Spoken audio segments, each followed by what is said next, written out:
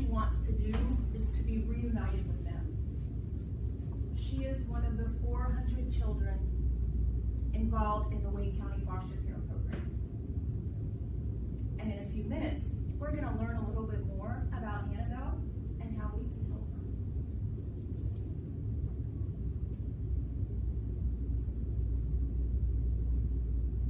That's secret number 3. You feel how the energy in this room changed? One of the ways that we can impact audiences is with stories. And specifically with stories that touch emotion. It was emotion that changed the energy in this room. So people remember things that are interesting. And one of the things that are interesting, if they're told right, are stories.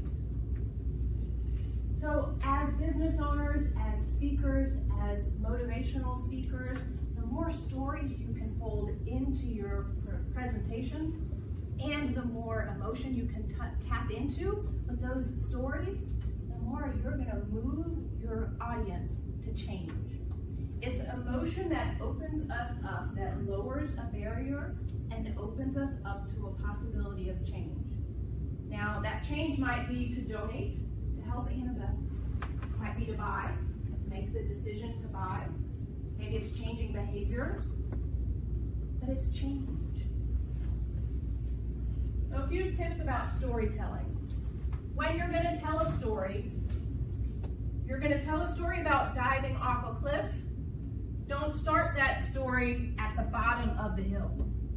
If the key point, the pivotal point is when you actually dove off the cliff, don't waste time on where the trek started.